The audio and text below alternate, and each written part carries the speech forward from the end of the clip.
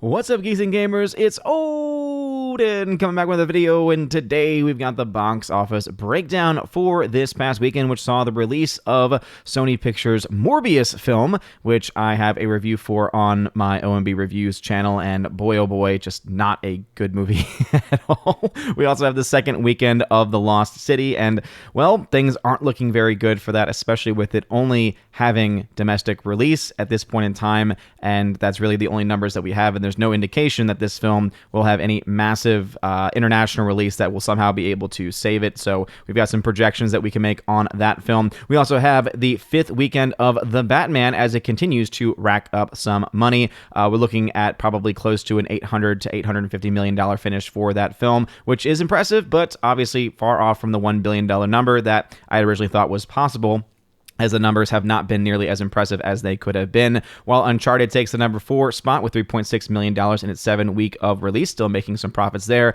And Spider-Man No Way Home rounding out the top 5, continuing to make money with another $1.4 million, even after 16 weeks of its release. And at this point in time, at least based off of the numbers coming from thenumbers.com, has not yet reached the $1.9 billion number, though we could be waiting on some international numbers to update, but these are just the numbers as they stand today. So before we get any further, though, please make sure you smash that like button, light up that fire button if you're watching over on Odyssey, and also make sure that you are subscribed to the channel with that bell notification turned on. That way you never time a video or live stream goes live on the channel. So anyway, Morbius is obviously the big story of this weekend. We look at Deadline saying Morbius shaves teeth with $39 million opening Sunday AM box office. And this is, of course, coming from the domestic numbers. But if we look to the international numbers, it's at $84 million.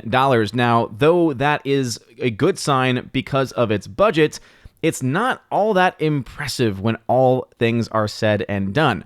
I think a lot of people out there have been trying to say, oh, you know, this film is doing really well. I had someone, because of my comments about the film in one of my box office videos, saying, well, it made $17 million opening day, like that was supposed to somehow impress me. Well, let's go ahead and compare this to a film that I could say and argue is definitely in a similar vein and actually even cost a lot more money. And that film, of course, would be Venom 2, Let There Be Carnage. All right, the first Friday of Venom 2, Let There Be Carnage had $37 million, had a $31 million Saturday, and then a $20 million Sunday, leading to an opening weekend domestically of $90 million. Compare that to Morbius, 39.1. So this film, though, based on its budget, is on a good pace to be able to break even. It does not need to reach the same levels that Venom Let There Be Carnage had to reach in order for it to break even, but even Venom's film is a lot less as far as budget are concerned compared to a lot of the other bigger budget films that we have coming out, especially superhero era, comic book era films. It's not a very good sign, I would say, for Morbius as a franchise moving forward, because yes, you might make your money back, you may even make some profit on top of that, but it's definitely not a huge money maker. And if they take this, especially if they make profit, which they are likely to do, as a sign that, oh, this is a property that we can make some money off of, I think that they would kind of be missing the point there. One could argue the same thing for Venom, saying, yeah, well, you know, the Venom films have also, both of them have not really been all that good, and that might be true, right? I think the first film's not that great, like the second one better, but that's because in general the movie-going experience was just a lot more fun. It was entertainingly bad. Both films are bad, but that one at least was entertainingly bad. However, there is definitely a fan base that obviously was there for the first film and showed up once again for the second film, whereas Morbius coming in with almost, half of the same, half of the numbers of what Venom has been established with, I think it's definitely a little bit of a harder sell for this universe to be continued on. Now, one could argue Venom is a little bit better known of a character, has been established and has been at least seen in some form. For instance, in the Sam Raimi trilogy, the character of Venom was at least talked about and mentioned, even though I think that many of us would argue that was not really Venom being played there in that film, in Spider-Man 3.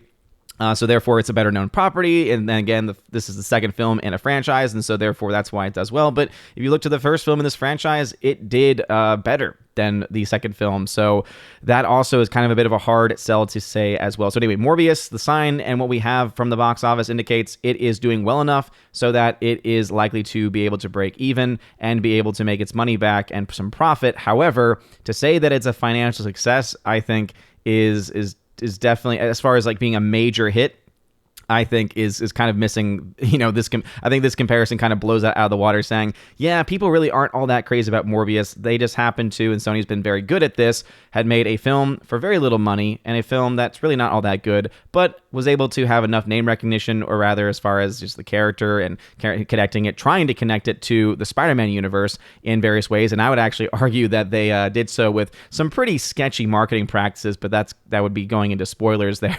I'm going to have a spoiler discussion probably this coming Tuesday on my show. On my main channel, but I honestly think that this is one of the reasons why the film has done as well as it has, and it would not surprise me if the week 2 numbers are not that good for this film. However, I think they'll be good enough for this film to be able to make its money back.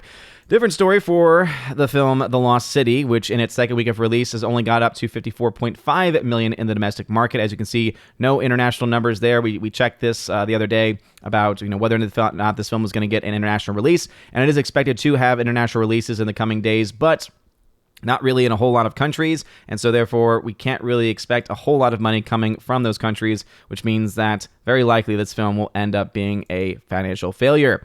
We have also The Batman, which of course is not raking in that much money from Communist China, though it is still giving millions of dollars to the Chinese Communist Party over there, and that needs to be called out, just like with Uncharted as well. It is still making up to $710.5 million, and I think that this has a ceiling probably somewhere closer to $800 million, maybe max $850 million, and again, I think that's kind of being generous. I would not be surprised if this film ends up closer to that $800 million mark and maybe even below that. And again, that's well below the expectations that I think a lot of people, myself included, had for this film based on the initial estimates. And so looks like The Batman, even though it did well opening weekend, and even though these are definitely good numbers because it made its money back, definitely not as good as probably they would have liked to have hoped this film to be, especially in the age where you have a film like Spider-Man No Way Home, which is able to make almost $2 billion. To say that this is not as impressive is, I think, warranted because of that very reason. And obviously one could argue, yeah, well, the runtime on this, yeah, but the runtime on Spider-Man No Way Home is also pretty long too.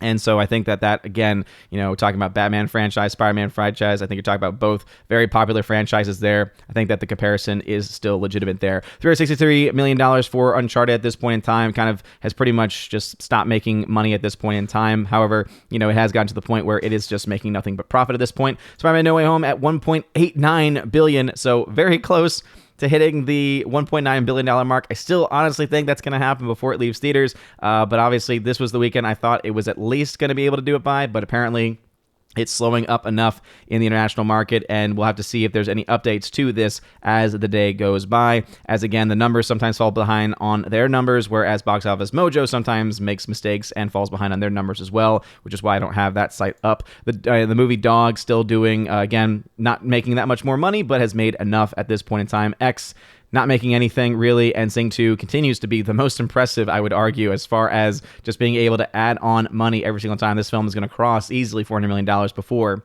the end of its run. Going ahead and looking to some charting, so of course we'll have to go to my website, by the way, if you've not checked out the video from the Wednesday Raven Awards. If you want to have a kind of an alternative to the Oscars, you can check out my channel and go to Raven Awards for 2021, and the video link is there. It's a lot of fun, and hey, let's just say that better films, I would argue, were represented in that than in this year's Oscars, and also there's no woke identity politics either. Anyway, going to box office tracking, as you can see, Morbius with $84 million in its opening weekend with a $75 million budget.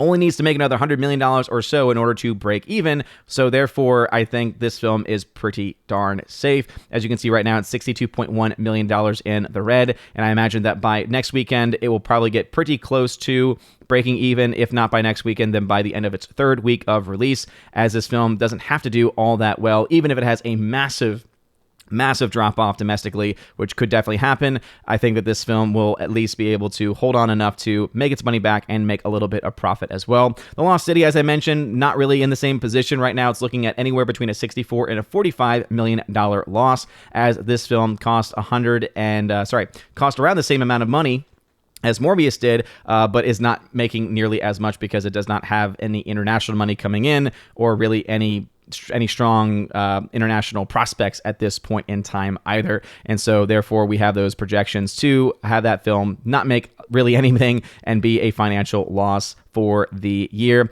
And then updates with The Batman, as you can see, up to $126.3 million in net gain profit, with the $710 million being reported. We also mentioned before Spider-Man No Way Home at $1.89 million, $834 million in net gain profit, almost doubled what it made in its first 2 weeks. Very, very impressive, to say the very least.